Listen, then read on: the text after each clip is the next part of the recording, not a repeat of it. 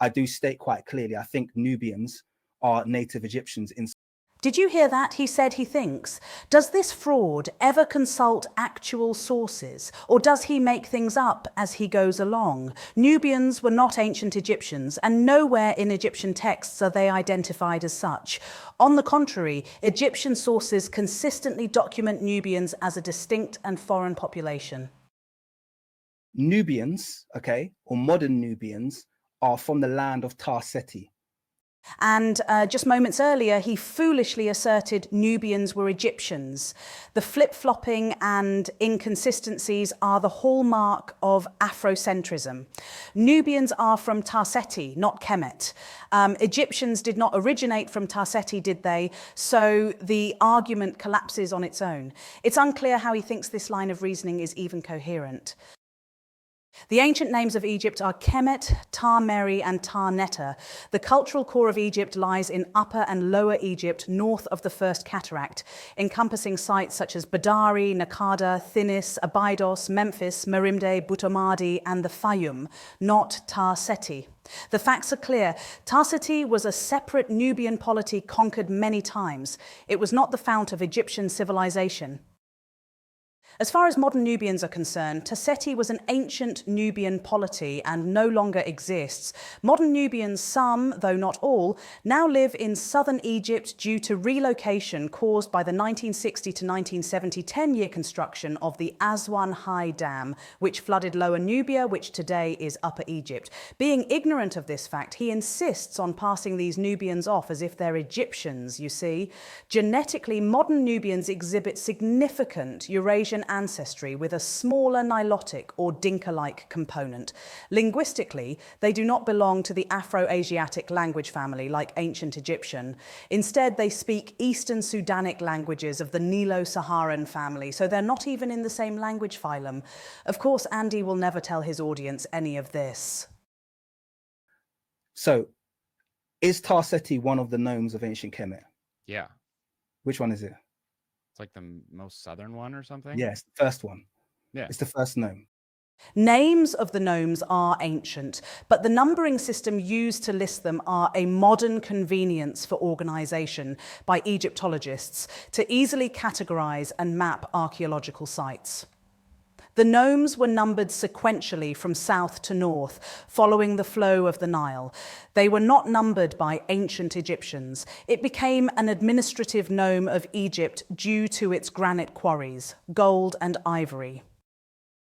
It was an act of imperial expansion, not evidence that Nubia was originally part of Egypt, or that Nubians founded Egyptian civilization, or that the modern label, the so-called first gnome, denotes an original Egyptian homeland. Tarseti was quite simply located at Egypt's southernmost border, Aswan, a military outpost. Pre-dynastic archaeology, early dynastic administration, and Egyptian textual self-identification shows Andy's argument to be baseless and unfounded. Another aspect of Egyptian dominance that Afrocentrics fail to address is the corpus of boundary stelae dating from the period of Egyptian conquest of Nubia during the 12th dynasty and later. These include fortresses, official inscriptions, and commemorative texts that explicitly celebrate Egyptian military victories and political control over Nubia. Another important point that must be emphasized is that Egypt's southern border expanded into Nubia on and off throughout time. Over the course of nearly 5,000 years, political realities changed considerably. Egypt extended its influence southward at various periods, most notably beginning in the Old Kingdom, in order to control trade routes, resources, and strategic territory. Old Kingdom evidence of this can be seen at Elephantine, Buhen, Wawat, and at Yam, located beyond the Second Cataract. And Middle Kingdom evidence of this can be seen as continuing at Buhen and new settlements at Semna, Semna South, Semna East, Uranati, Megissa, Askut, Shalfak, Dorganati, Dabanati, Anaba, Kuban, and at Kerma. With stronger control established during the New Kingdom, Nubia became an Egyptian colony for centuries. Some examples are found at Sai Island, Soleb, Sisibi, Amara West, Megissa, Faras, Tombos, Kawa, Jebel Barkal, and Kuban. A map illustrating the borders of Egypt during the 11th dynasty compared to Egypt in the modern era.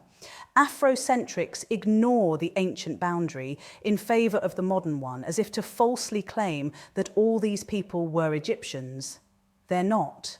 Over time, Lower Nubia has been annexed and incorporated due to Egyptian colonisation. The most recent border expansion was in the 60s due to the construction of the Aswan High Dam and its flooding south of it. Absolutely none of this information is ever considered in Afrocentric circles. So what Egyptologists did is they created an other or an either or for Tarseti. Egyptologists did no such thing. Here he is as usual, attempting to distort, misrepresent and rewrite history, slandering the field of Egyptology. We will not allow this. Tarseti is not the name of Egypt, and on that basis alone his argument fails. Tarseti is a distinct designation that the Egyptians used for a group of people inhabiting Nubia, not for Egypt itself. The distinction between ancient Egypt and foreigners is clearly defined in both the archaeological record and ancient Egyptian textual documents. Even this fraud freely made the distinction without realising it. The 5th dynasty Palermo stone, one of the earliest surviving Egyptian historical records. The inscriptions clearly distinguish Nubians as a separate people, documenting Egypt's interactions with them as foreigners. It provides direct evidence from the Egyptians themselves, showing distinctions between Egypt and Nubian populations were real and recognised in their own records and deeds. This idea of otherness was not imposed by modern scholars, as falsely asserted by Andy, but by Egyptians themselves 5,000 years ago. Oh, look at that. Ancient Egyptians built a wall. Aswan was highly developed and fortified. In this document, Egypt is consistently referred to as Upper and Lower Egypt, or the two lands. Nama unified Upper and Lower Egypt. This event never included Nubia, and no document throughout 3,000 years mentions anything about three lands. Here we see Egyptian text, both transliteration and translation. The land of the Nubians is described as fragmented or hacked up, clearly marking it as a separate region from Upper and Lower Egypt.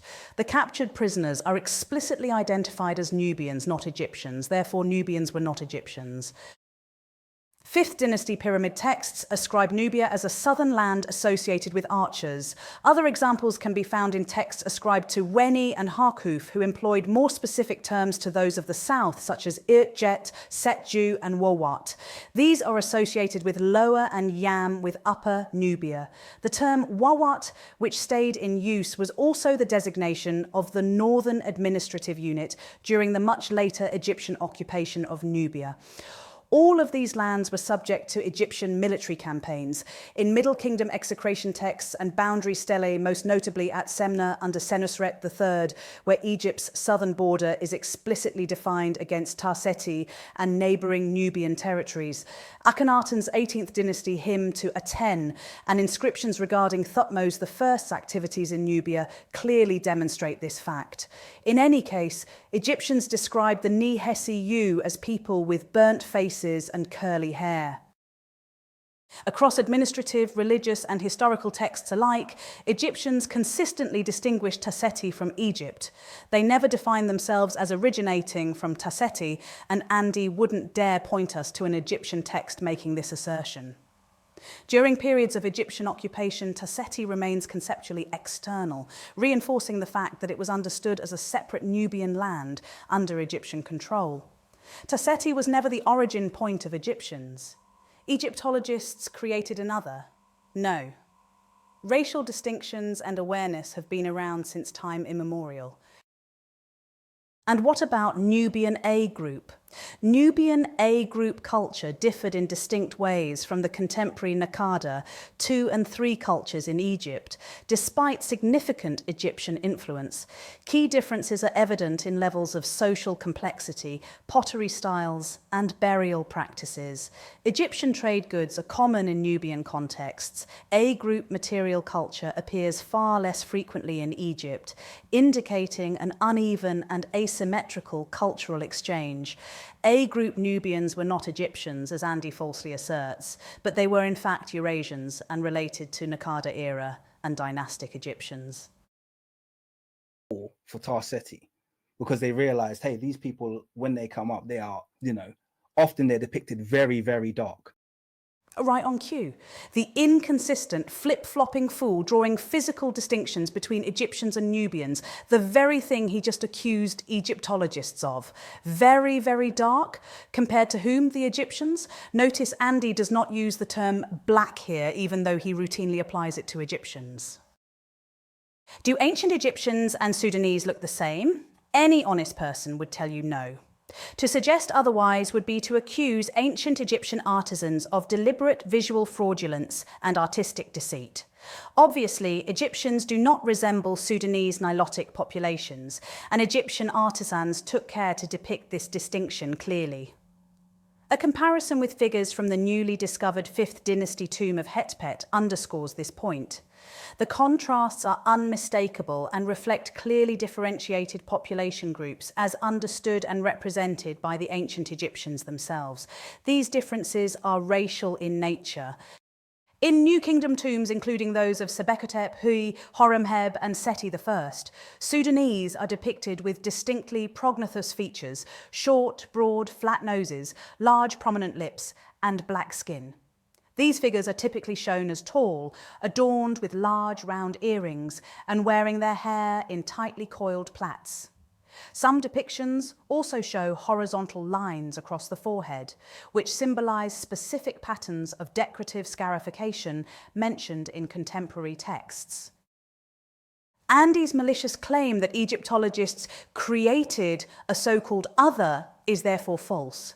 This physical distinction had long existed and was explicitly carved thousands of years ago in Egyptian tomb murals and reliefs, reflecting real, observable biological differences rather than modern scholarly invention. But what of the Nubian A group? Their culture ended around 2900 BC, and there are no Egyptian portrayals of them. However, they would have closely resembled ancient Egyptians, not the Sudanese slaves and captives depicted in Egyptian art nearly 1,000 years later, long after the A group had seemingly disappeared. Becker 2011 quote, "The prehistoric inhabitants of the Wadi Hawa, the early and middle Holocene population of the Malian Sahara, and the late Pleistocene Jebel Sahaba Tushka population belonged to the Saharo-Nilotic populaton complex. None of these biologically sub-Saharan groups share any direct ancestors with prehistoric North Africans. The A group, on the other hand, was not part of the Saharo-Nilotic population complex." End quote. This means A group Nubians are biologically unrelated to Sub-Saharans. So what does this mean for ancient Egyptians and A group Nubians? It underscores the fact that ancient Egyptians and ancient Nubians cannot be conflated with Sub-Saharans, and any attempt to do so ignores both the archaeological and biological evidence. A group Nubians would have resembled pre-dynastic and dynastic Egyptians, not Nilotic Sudanese populations. When Sudanese appear in the Egyptian record, they are typically depicted in specific historical contexts as captives, tribute bearers, or foreign auxiliaries reflecting Egypt's political and military relationships at the time. Becker quote believed to be the descendants of earlier Lower Nubian Neolithic groups, the bearers of the A group culture seem to have formed a biologically fairly uniform population, which was similar to the pre-dynastic and dynastic inhabitants of Upper Egypt, end quote. This indicates that Neolithic Nubians, like their Neolithic Egyptian counterparts, shared deep population affinities with Eurasians. Accordingly, A group Nubians would have closely resembled pre-dynastic Egyptians, such as those associated with the Naqada culture. a study by J.D. Irish 2000, provides a clear description of the physical characteristics of pre-dynastic Egyptians. J.D. Irish 2000. The primary purpose of the study was to estimate the biological affinity of the pre-dynastic people of Hierakonpolis relative to dental and cranial morphometric data previously collected by the author and others in North Sub-Saharan and non-African samples of 1,950 individuals dating from the post-Pleistocene through recent times. Approximately 160 sets of human skeletal remains were examined.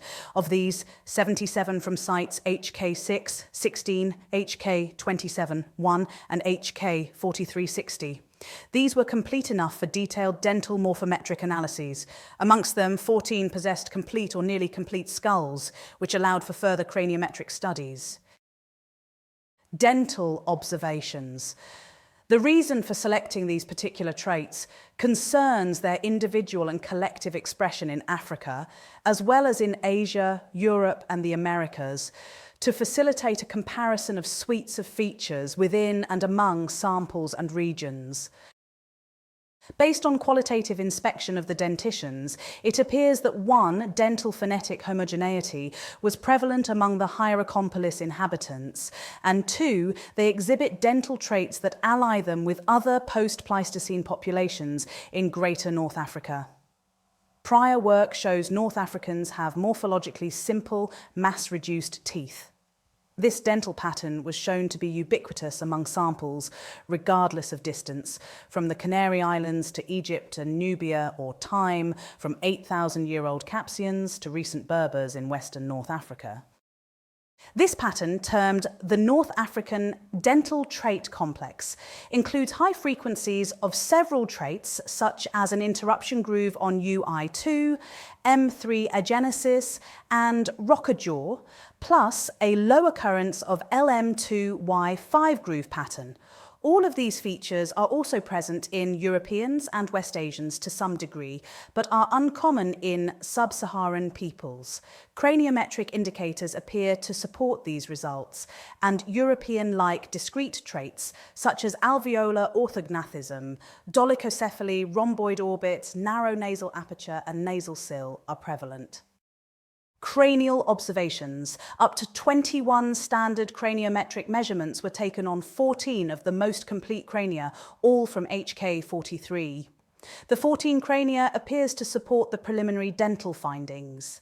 1, Hierakonpolis inhabitants appear to be uniform in cranial size and form, and 2, they show some resemblance to other post-Pleistocene populations of North Africa, as well as Europe and West Asia. They appear distinct from post-Pleistocene Sub-Saharan Africans. The data informs us that pre-dynastic and dynastic Egyptians, including Nubians, Canary Island Guanche, 8,000-year-old Capsians, recent Berbers, Levantines, and Europeans, all show resemblance with each other and are distinct from Jebel Sahaba and Nilo-Saharan Nilotics. As we recall Becker, A group was similar to pre-dynastic and dynastic inhabitants of Egypt and was not part of the Saharo-Nilotic population complex. Afrocentrics be damned. Now let us return to Becker, who notes that more pronounced sub-Saharan features can, however, occasionally be observed. End quote. Importantly, Becker treats these traits as distinct from those of A-group Nubians and pre-dynastic Egyptians, indicating the presence of an occasional foreign element rather than a defining characteristic of the population. This distinction underscores that the A-group population as a whole was not sub-Saharan, but instead closely aligned with pre-dynastic and dynastic Egyptians. This is important because it informs us that the sub-Saharan was an occasional foreign intruder and therefore did not contribute to Egyptian civilization or state formation. The sub-Saharan did not belong nor contribute to the Nubian A-group. Sub-Saharans of any population were not the original Nubians. And if Afrocentrics can't claim Nubia, they can't claim Egypt. Recalling Becker's earlier statement, quote, "None of these biologically sub-Saharan groups share any direct ancestors with prehistoric North Africans. The A group, on the other hand, was not part of the Saharo-Nilotic population complex." End quote. Even though the descriptions of certain series imply an almost complete absence of traces of biologically sub-Saharan influences, read that again, an almost complete absence of traces. The author is stating that skeletal series from A-group Nubian sites show little to no biological evidence of sub-Saharan presence. In the majority of these samples, sub-Saharan traits are either extremely rare or entirely absent. Where such traits do appear, they are treated as anomalies rather than representative features of the population. Consequently, sub-Saharans are not characteristic of A-group populations.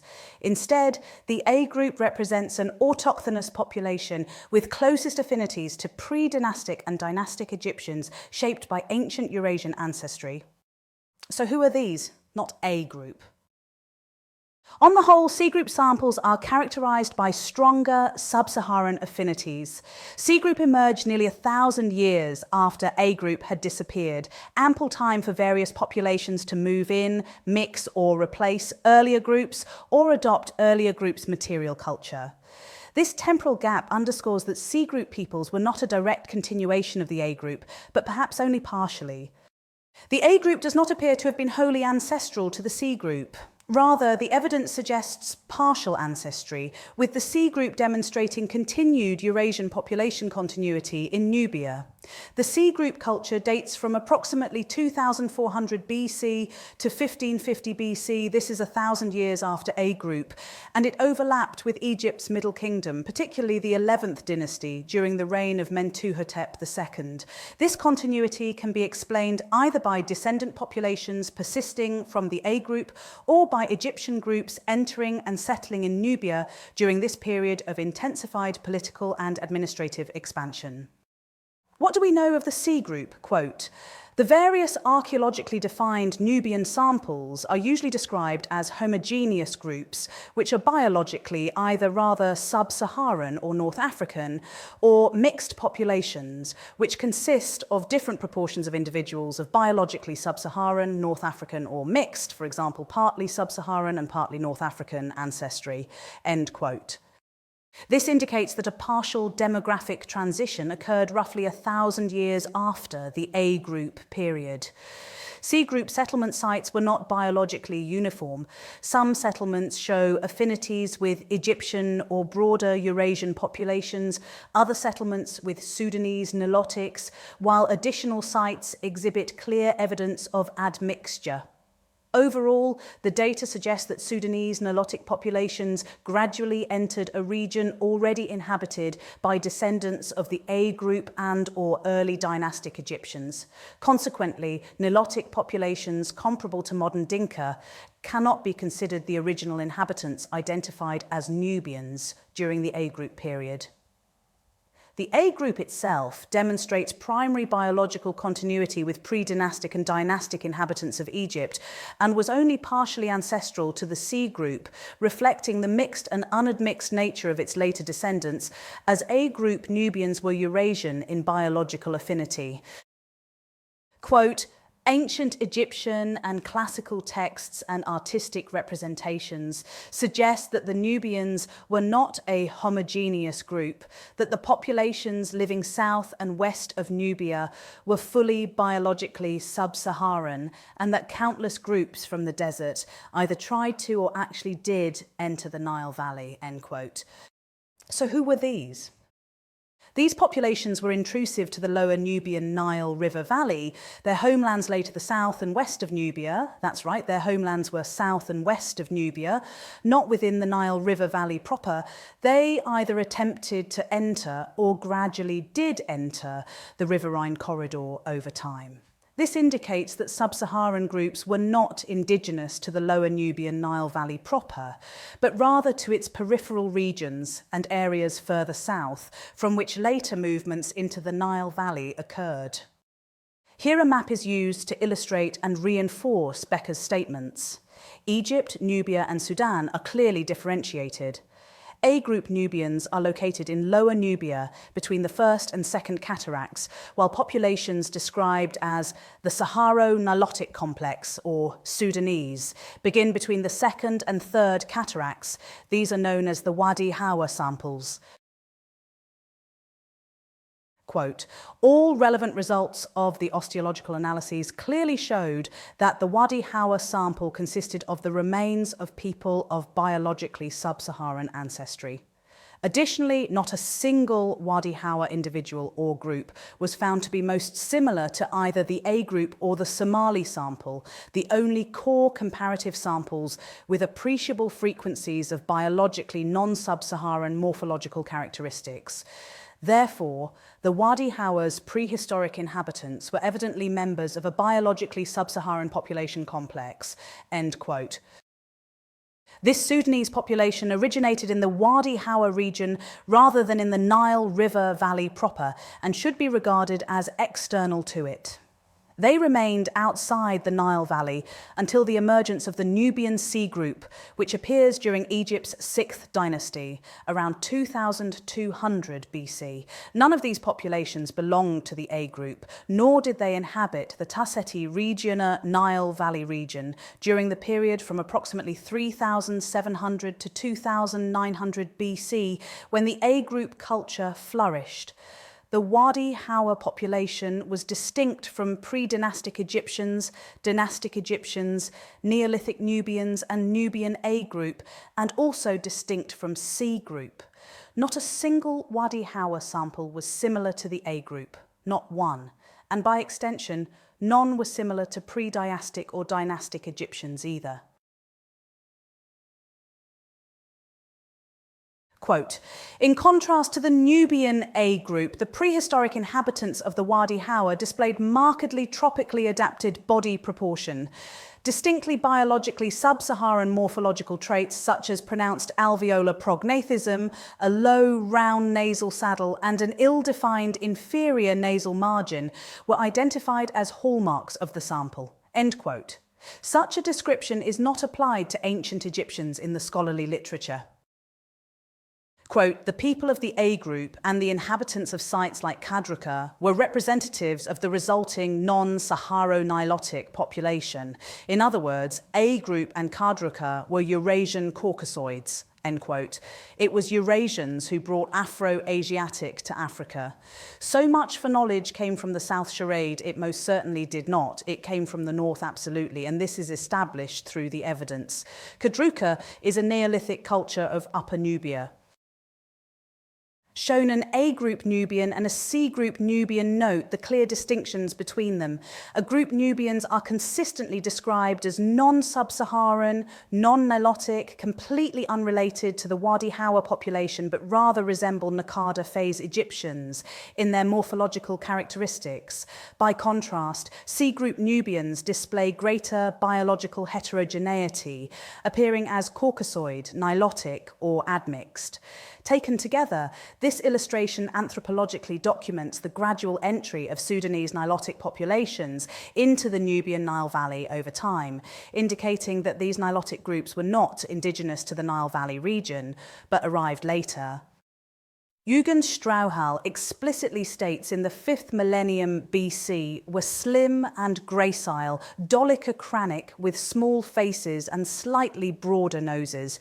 Their physical features were Caucasoid, not distinguishable from the contemporary pre-dynastic Upper Egyptians of the Badarian and Naqadian cultures.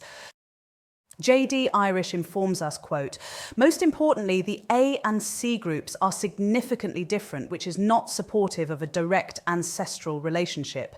Thus, the alternate hypothesis that C group culture represents an immigration of at least some new peoples from the outlying deserts cannot be rejected based on the present results, end quote. Therefore, the Sudanese or Wadi Hawa component of C group ancestry was not indigenous to the Nile River Valley. Proceeding with Irish quote, the A group does indeed share close and largely insignificantly different affinities with all 4 Upper Nubian samples, particularly Kawa and Kerma. This shows a continuing Eurasian presence in deep Upper Nubia at various sites, including Kawa and Kerma. Quote, traits shared by final Neolithic and later Nubians more closely emulate those found among groups originating to the north, such as Egypt, and to a diminishing degree, Greater North Africa, West Asia, and Europe. End quote. Afrocentrism is effectively dead. If Nubia cannot be claimed, then Egypt certainly cannot be claimed. And since C group admixed is differentiated from the A group, then C group admixed is unrelated to pre-dynastic Egypt and dynastic Egypt. Examples of burials are Group Nubia and Nakada, one phase of pre-dynastic Egypt. Often they're depicted very, very dark. Yeah. In fact, I could show you. You've probably seen the. Let me just pull up. Yeah, on they the screen. depict Nubians differently fundamentally. They took them like much. But they're not Nubians. They're not Nubians. That's what my point I'm making. They're Egyptians. Since when did the Wadi Hawa population become ancient Egyptians? He doesn't even bother to minimally classify them as C group admixed. He's confusing populations with timelines. This is a clear attempt to distort population history, substituting assertion for evidence. It's the whole usurp and replace. With as much information freely available online, he continues to disgrace himself. We can demonstrably show the Nakada cultural expansion moving from Abydos into Lower Nubia, yet he cannot demonstrate any movement of people from Wadi Hawa into Egypt prior to the pre-dynastic. He can't demonstrate a movement through associated material culture such as pottery styles. The Afrocentric argument is completely illogical and ideological. The people who come from here and look like this were not indigenous to the Nile River Valley proper, but to the branches of the Wadi Hawa. A group and Neolithic do not resemble Wadi Hawa or C group admixed. That's what my point I'm making. They're Egyptians. And then the flip-flopping fool says this. Nubians are from the land of Tar. He constantly flip-flops because he invents false narratives as he goes along, gaslighting his audience with blatant inconsistencies. He can't even keep his own BS straight, which appears designed to confuse rather than inform. And even little guy can see it. Egyptians were not Nubians, nor were they from the land of Tar Seti. This has long been established in the scholarship. Perfect. I'm going to share my screen. Okay.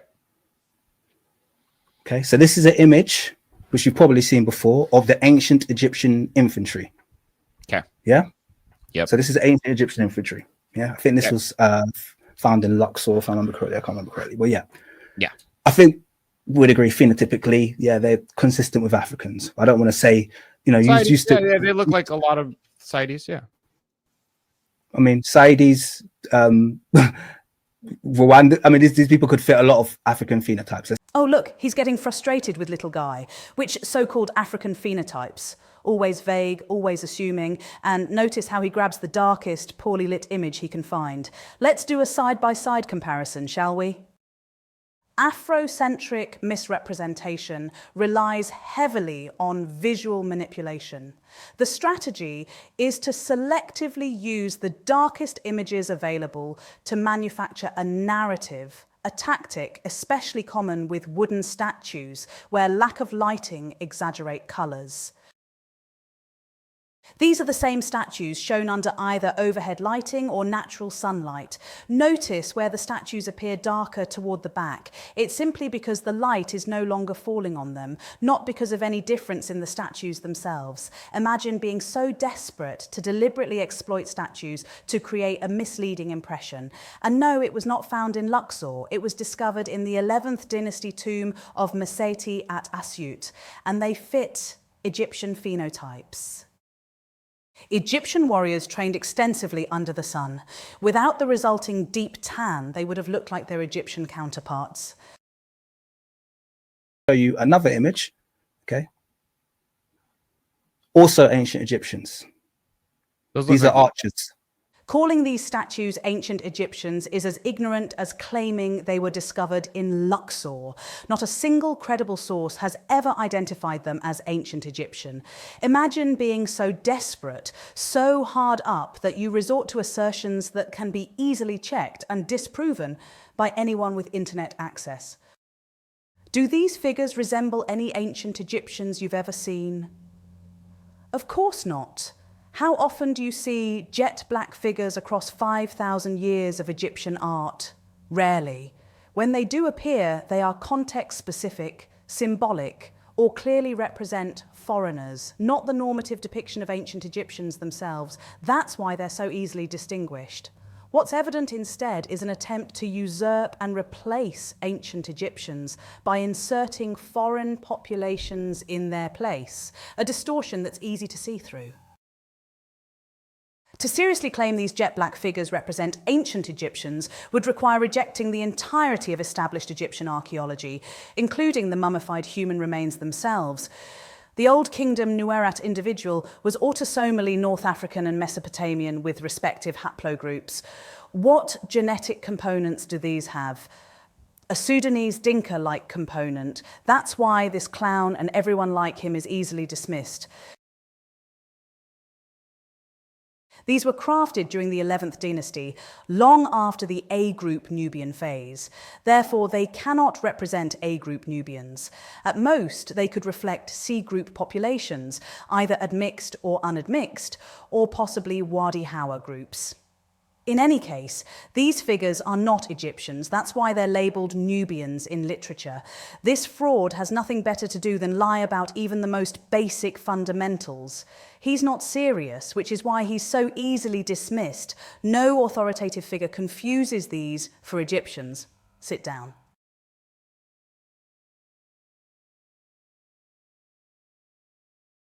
We'll be discussing this and much more in an upcoming video. Notably, the very few depictions of jet black figures in Egyptian art are most often portrayed as captives, slaves, or tribute bearers, and dates to the Nubian C group phase, which is also when these figures were crafted. These figures correspond to and represent populations of the Saharo-Nilotic complex. This underscores that ancient Egyptians, Neolithic Nubians, A-group Nubians, and partial C-group Nubians cannot be conflated with the Saharo-Nilotic complex or any Sub-Saharan population in Africa. Any attempt to do so ignores both the archaeological and biological evidence.